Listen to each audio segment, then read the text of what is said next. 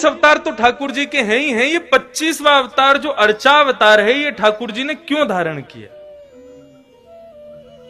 हमारे घर में ठाकुर जी अपनी सेवा कराने के लिए क्यों पधारे?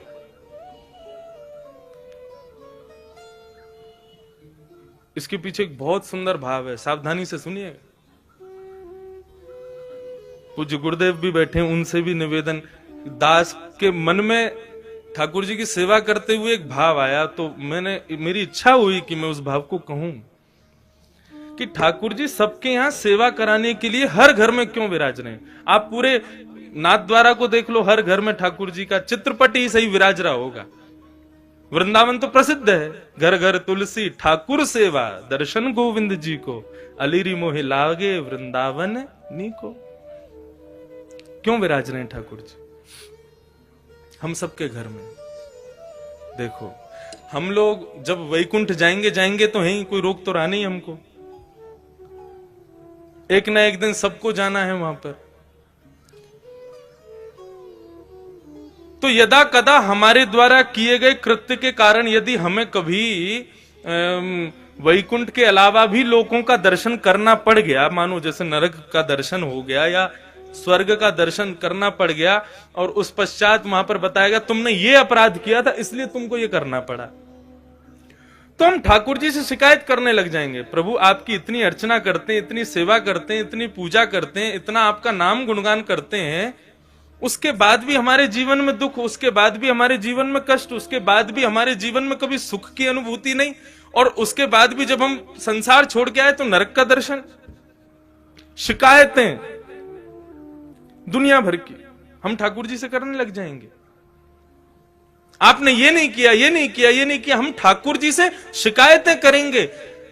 भगवान बोले ये मुझसे शिकायत करे उससे पहले इसके यहां अर्चावतार रूप धारण करके बैठ जाओ इसके घर में। क्यों?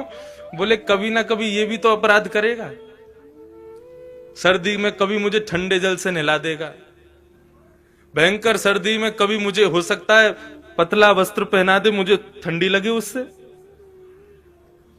भयंकर गर्मी में खुद तो एसी में बैठेगा, मुझको पंखा भी नहीं चलाएगा, बिजली का बिल बढ़ जाएगा, मंदिर का पंखा बंद ही रहने दो।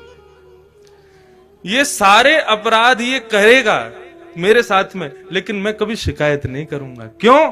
हिसाब बराबर करने के लिए आया हूं, तुझे शिकायत करने योग्य छोड़ूंगा नहीं मैं। तुम भगवान से कुछ कह नहीं सकते कि भाई आपने ऐसा क्यों नहीं किया, आपने ये दुख क्यों किया। भगवान बोले तेरी शिकायत पूरी हो गई, अब मैं करूं शिकायत? भोग बनाते समय सब्जी देख करके भोग लगने से पहले ही तेरा मन ललचा गया था। एक बार भयंकर सर्दी में एक बार मुझे कहीं लेके जा रहे थे, बद्रीनाथ गए थे, मुझे इतना पतला वस्त्र पहनाया, मुझे सर्दी लगी, मैंने कभी शिकायत की तुमसे?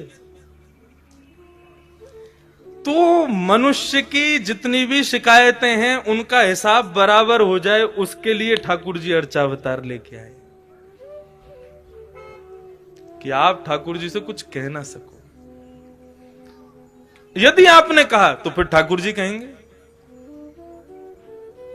कितना भी प्रयास कर लेना, कितनी भी कोशिश कर लेना, अर्चावतार में एक ना एक अपराध तो हम करते ही हैं, लेकिन ठाकुर जी कभी कुछ नहीं कहते। तो वही चैतन्य है,